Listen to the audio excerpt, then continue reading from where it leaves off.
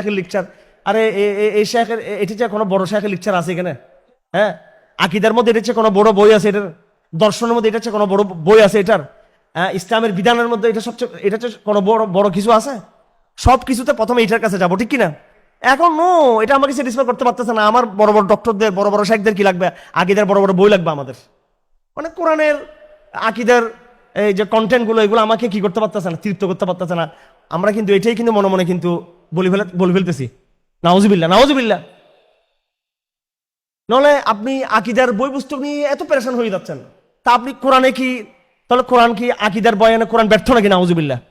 হ্যাঁ, কোরআন ব্যর্থ তো? এই যে আল্লাহ কি আরশে আছে নাকি আল্লাহ সর্বত্র বিরাজমান? দুইটা গ্রুপ না এখানে? দুইটা গ্রুপ কিনা? ভাই একটা হেল্প করতো আমাকে, এদিকে আসো, এটা রাখো কাছে। সূরা হাদীদের মধ্যে আল্লাহ দুটো গ্রুপকে এক জায়গায় মিলে ফেলছেন। এটা প্রসঙ্গত বলি, কত দুইটা প্রান্তিকতা তৈরি হয়ে গেল। আল্লাহ আর সে স্থির, আল্লাহ সর্বত্র বিরাজমান। ফাড্ডা ফাড্ডে আছে কিনা এটা নিয়ে ভাই? মারামারি আছে কিনা? লেখালেখি আছে কিনা? কিন্তু আলহামদুলিল্লাহ আমার অন্তরে এনশারাহ আছে। আমার আমার এগুলো নিয়ে কোনো টেনশন নেই। এগুলো আমি কালকে রাত্র ওষুধ টষুধ নিয়েও অনেক রাত পর্যন্ত আমি এই আকিদার বড় জটিল জটিল বিষয়গুলো দেখতেছিলাম, আমি পড়তেছিলাম। হ্যাঁ, অনেক এগুলো আবার পাবলিক প্লেসে এত কথা বলা যাবে না। সমাধান কোরআনের মধ্যে দেখেন, যেই বিষয় নিয়ে দুইটা গ্রুপ হয়ে গেল। হ্যাঁ, আকিদার বিষয় নিয়ে, আর রহমান আর ইস্তাওয়া, আর এরপর আল্লাহ সর্বত্র আছেন, এই সমস্ত বিষয় আল্লাহ একবারে দুনু দলকে কান ধরে এখানে কি করে দিয়েছেন, এক আয়াতের মধ্যে নিয়ে আসছেন। আউযু বিল্লাহি মিনাশ শাইতানির রাজিম, বিসমিল্লাহির রহমানির রহিম, হুয়াল্লাযী খালাকাস সামাওয়াতি ওয়াল আরদা ফি সিত্তাতি আইয়াম। যিনি আসমান জমিনকে কয়দিনে সৃষ্টি করেছেন?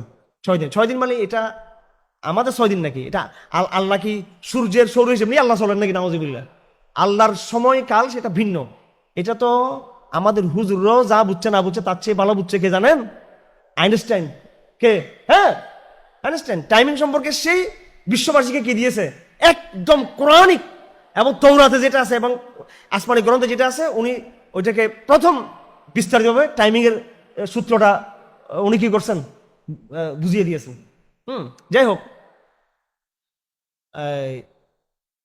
বিজ্ঞান দিয়ে আমরা কোরআনকে বুঝতে বাধ্য না, এটা আমরা আমাদের বক্তব্যের সহায়ক সাপোর্ট হিসেবে কথাগুলো আনতেছি আর কি এখানে। যাই হোক, তো আল্লাহ পাক 6 দিনে আসমান জমিনকে সৃষ্টি করেছেন।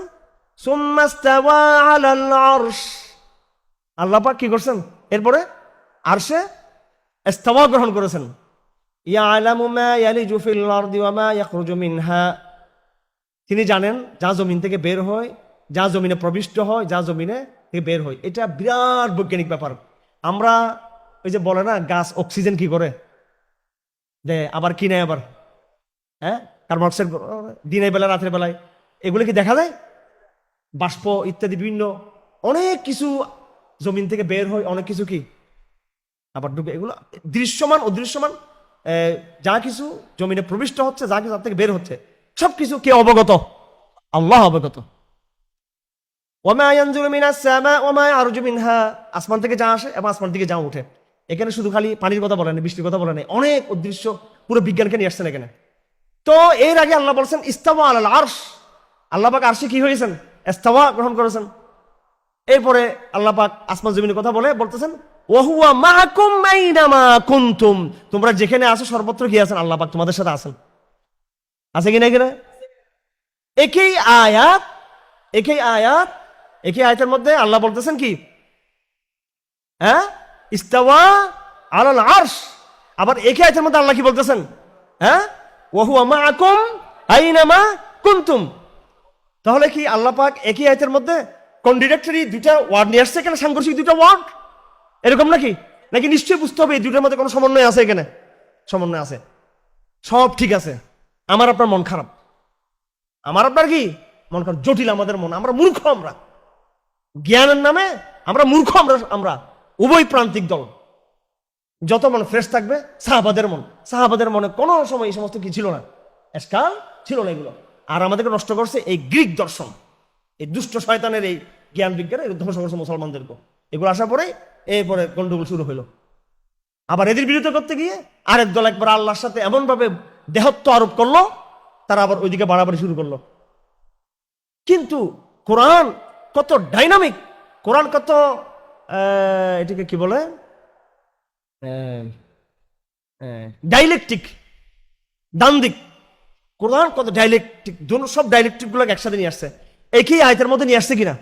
অথচ এগুলো নিয়ে সমাজে কত বিভক্তি, কিন্তু আল্লাহ পাক কত স্মুথলি, কত সহজে, যেই দুইটা বিষয় দুই প্রান্তে চলে গেছে মানুষ, দুটোকে আল্লাহ পাক একসাথে নিয়ে আসছেন।